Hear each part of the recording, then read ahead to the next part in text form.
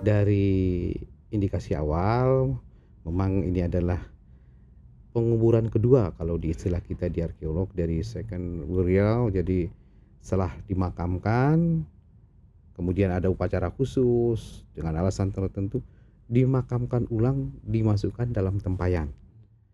Kalau dari identifikasi awal sampai saat ini, kemungkinan ya ini adalah ibu, bapak, dan anak.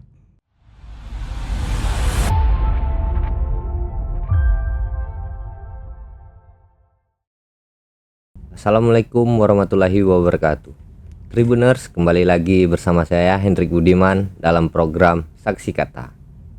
Tribuners, saat ini kita sudah bersama narasumber spesial kita, Bapak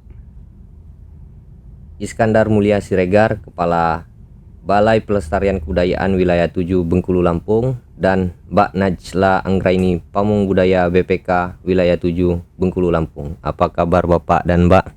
Alhamdulillah, kabar baik. Alhamdulillah.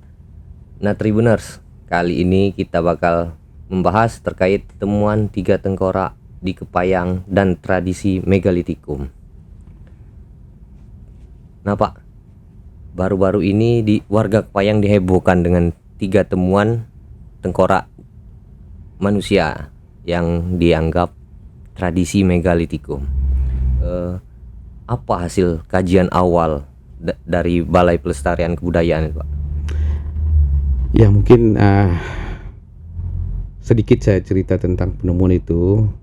Pada saat ditemukan memang sayangnya di awal kita tidak terlibat secara langsung ya, karena kita mendapat informasi setelah itu diselamatkan dulu.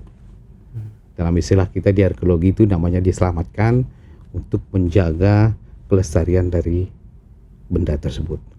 Setelah kita mendapat laporan, kita dapat foto-foto, kita dapat informasi awal, teman-teman ke sana untuk melihat dan ikut menyelamatkan lebih lanjut temuan-temuan tersebut. Dari indikasi awal, memang ini adalah penguburan kedua kalau di istilah kita di arkeolog dari second burial. Jadi setelah dimakamkan, kemudian ada upacara khusus dengan alasan tertentu, dimakamkan ulang, dimasukkan dalam tempayan.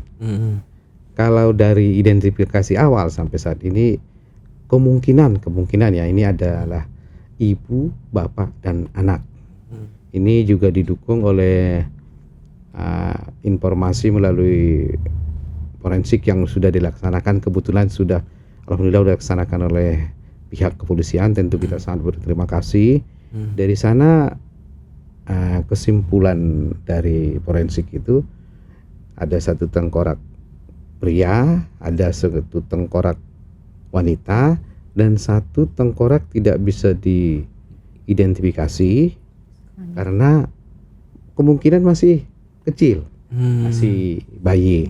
Dan kita di BPK 7 diskusi dengan teman-teman menyimpulkan sementara ya Mas ya, ini mungkin bapak, ibu, dan anak. Nah, dari tengkoraknya itu kan anak-anak masih muda, jadi cukup masih lunak lah gitu ya.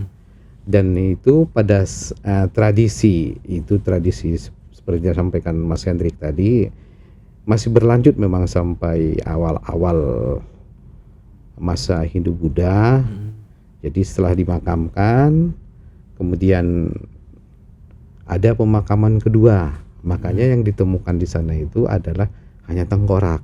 Mungkin yang dimakamkan atau dikubur pada yang kedua ini hanya bagian tengkorak. Sementara bagian tubuh lainnya tetap di pemakaman pertama. Sama juga mungkin tradisi yang kurang lebih sama masih berlanjut di kita di masyarakat Batak. Bisa ya suatu waktu 1 orang dimakamkan di Jakarta misalnya. Setelah keluarga punya cukup biaya, itu digali lagi makam itu, kubur itu, tengkoraknya, dan kalau itu sebagian semua yang masih bisa terlihat dibawa dimakamkan di kampung halaman di Tapanuli sana. Itu nah, itu tentu bagian dari tradisi yang masih berlanjut sampai saat ini. Begitu, Mas. disebutkan bahwa tengkorak tadi berasal dari zaman prasejarah nih Pak. Ya. Identifikasi awalnya Pak. Apa indikator utama yang menguatkan identifikasi tadi Pak? Jadi mungkin maaf ini saya koreksi, itu bukan tengkorak dari prasejarah ya. Ya. Dari ciri-ciri yang kita lihat, teman udah langsung ke sana, saya melihat lewat foto, itu bukan manusia prasejarah ya, tapi itu manusia seperti kita saat ini, Homo sapien, yang dari ciri-ciri yang ada hanya pemakamannya mengikuti tradisi prasejarah. Prasejarah. Tapi manusia sendiri, manusianya yang dimakamkan di dalam tempayan itu bukan manusia prasejarah, tapi itu manusia modern, Homo sapien seperti kita sekarang ini. Kalau manusia prasejarah mungkin sudah jadi fosil ya. Kalau fosil sudah batu, pasti itu warnanya juga beda dengan tengkorak yang ditemukan di Kepahyang. Oke. Dalam kajian arkeolog nih Pak, ada istilah penguburan primer dan sekunder. Ini tadi dimasuk di bagian mana nih Pak? Ini yang pemakaman sekunder, penguburan sekunder. Jadi second burial, jadi pemakaman kedua setelah yang pertama. Mungkin Mbak Nasra bisa menambah. Seperti apa Mbak, bisa dijelaskan lebih rinci kepada Tribuners?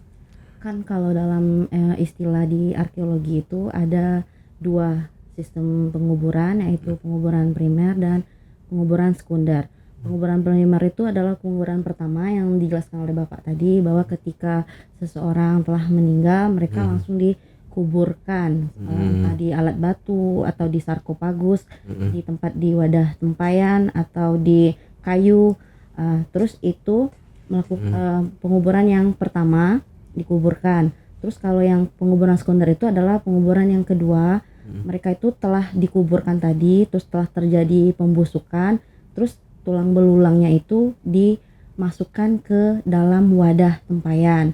Jadi itu adalah penguburan yang kedua. Karena pengapa di Kepahyang itu kita mengidentifikasi itu adalah penguburan kedua, karena hanya ditemukan kerangka tengkorak. Sedangkan kalau penguburan pertama itu biasanya kerangkanya itu utuh dan posisinya ada yang duduk, ada yang telentang, ada yang membujur. Itu kalau untuk di wilayah Bengkulu, contoh situsnya adalah situs Padang Sepan yang ada di Bengkulu Utara. Itu pernah ditemukan kerangka manusia tahun ekskavasi pada tahun 2001 oleh Balai Arkeologi Palembang. Kalau untuk di penguburan sekunder ini, memang temuan yang seperti itu pernah dilakukan ekskavasi pada tahun 2015 oleh BPCB Jambi. Mereka itu menemukan 19 tempayan kubur yang sama kayak yang kita temukan di Kepahyang Durian Depun ini tadi.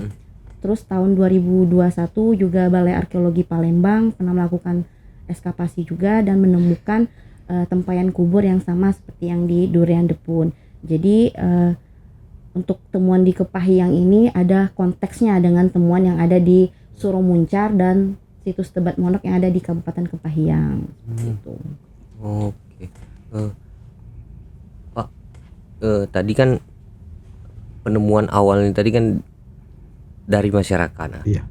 Apa sih Pak kalau langkah awal kalau menemukan seperti tengkorak dan kendi yang terjadi di Kepahyang itu Pak? Ya, ini di Kepahyang kemungkinan temuan-temuan seperti itu, seperti disampaikan Pak Nasra lagi, masih sangat mungkin terjadi ya. Dan kami tentu menghimbau kepada masyarakat atau siapapun, kalau menemukan beberapa ciri seperti tadi tempayan terkubur, tolong jangan langsung diangkat.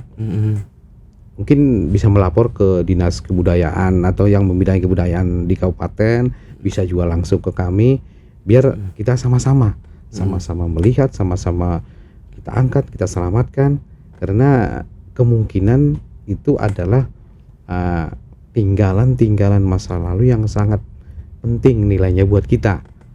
Dan tentu ini ya tugas kita bersama untuk memberi penjelasan kepada masyarakat, publikasi kepada masyarakat.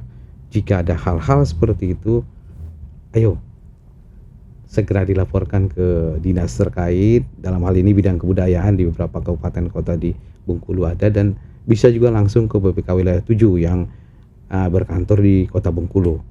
Insya Allah kita siap untuk bekerja sama sehingga tinggalan-tinggalan yang luar biasa yang berharga itu bisa kita selamatkan, kita lestarikan lebih baik. Oke. Pak, untuk temuan 3 tengkorak di Kepayang ini tadi seperti apa, Pak? Tindak lanjutnya apa ditetapkan sebagai objek diduga cagar budaya atau seperti apa?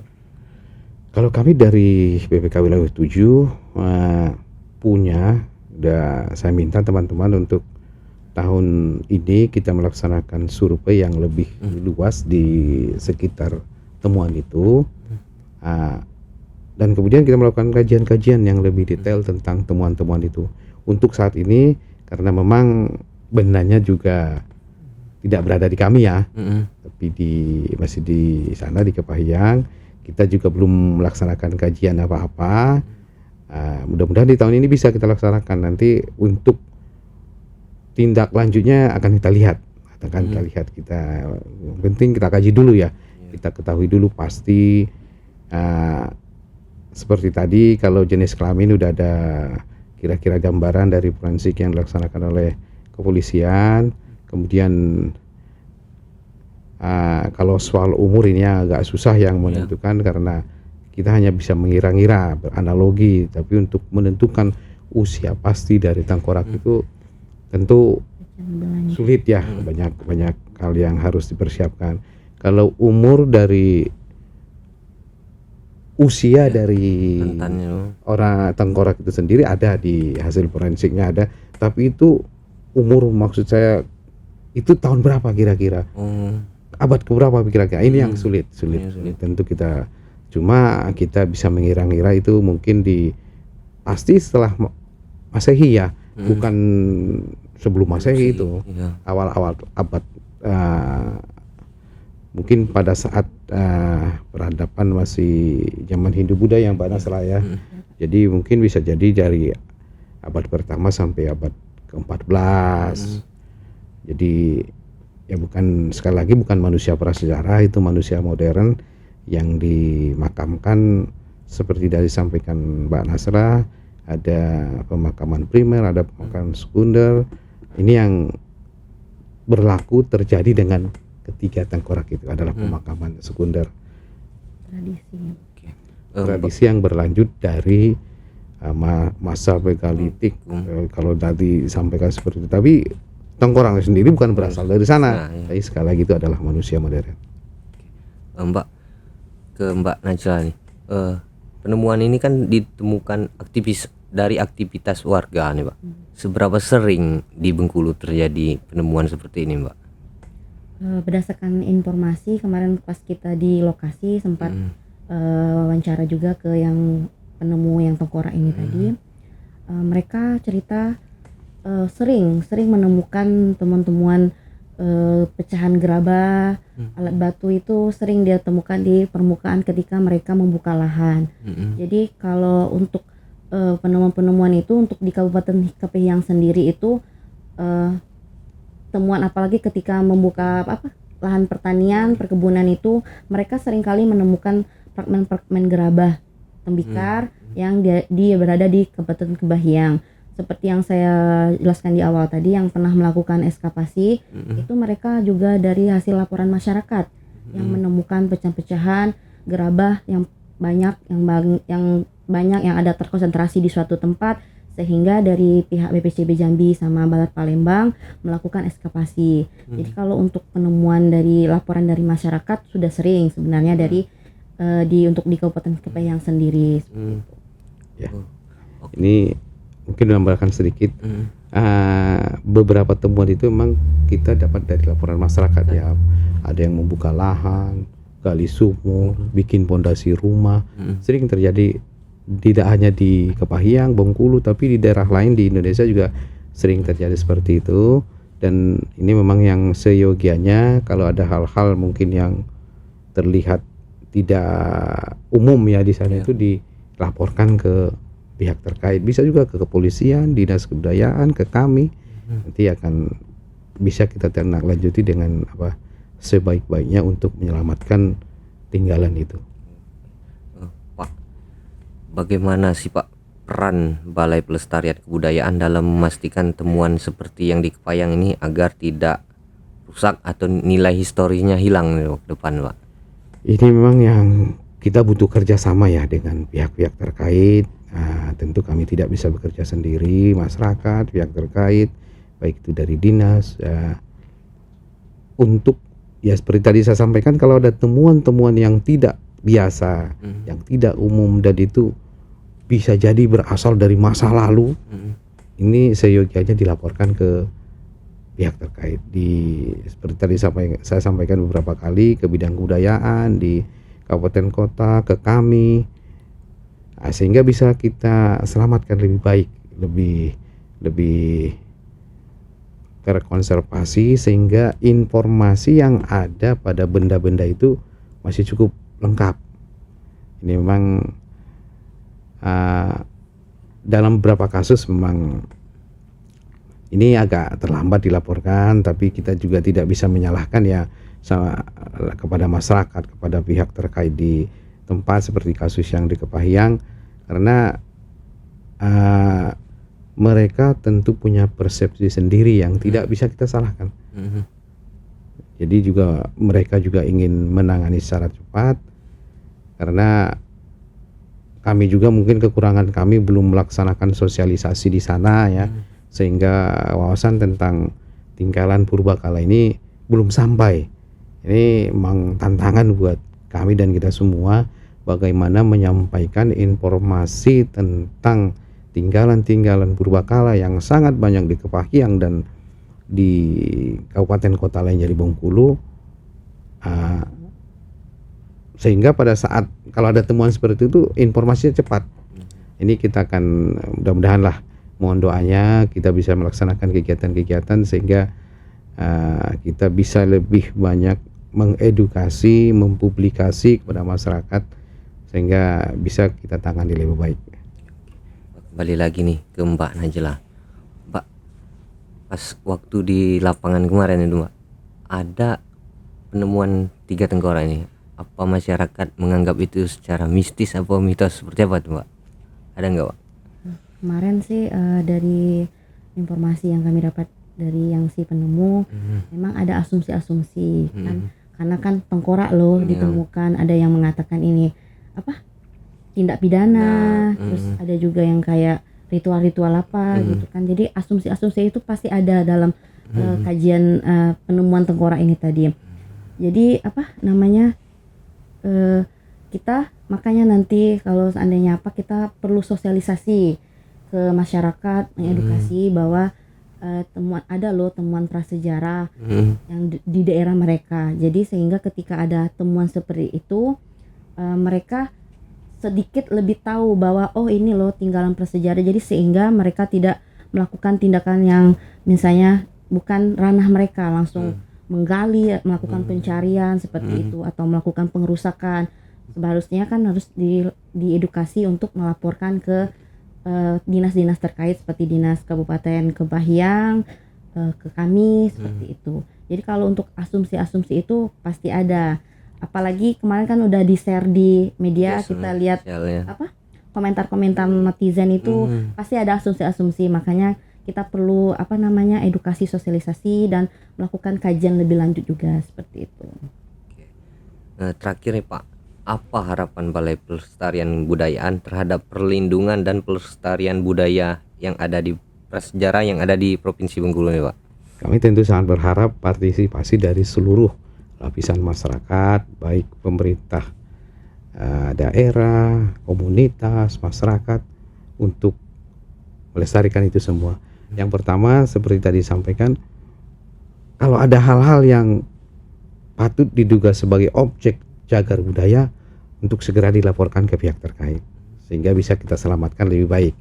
Jadi walaupun tidak salah juga tadi seperti disampaikan ada asumsi-asumsi seperti itu, tidak salah, tapi baik juga kalau ini kayaknya udah tua nih, tinggalan lama nih. Selain dari pihak polisi, mungkin dari kebudayaan juga kita undang gitu. Jadi nggak salah juga, karena hal yang wajar ya kalau ketemu tengkorak, waduh apa nih tindak pidana ini, itu hal yang sangat wajar di tengah-tengah masyarakat kita. Tapi kalau kelihatan lebih tua, oh ini ada tempayan juga, ini nggak umum nih, kita hubungi kebudayaan yuk gitu.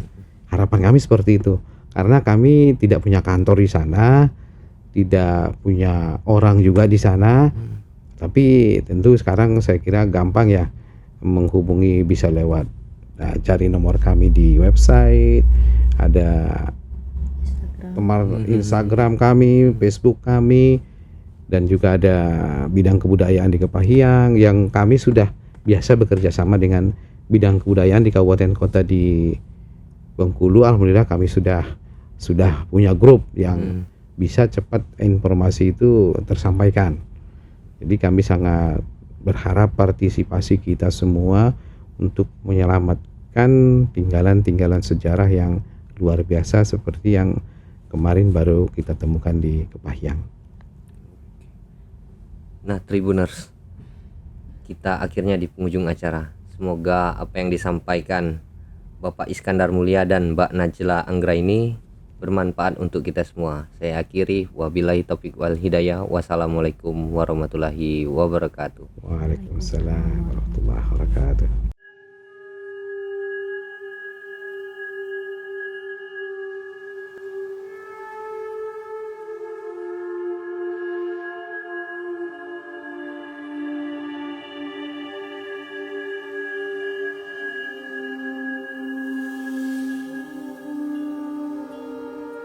Download Tribun X sekarang, menghadirkan lokal menjadi Indonesia.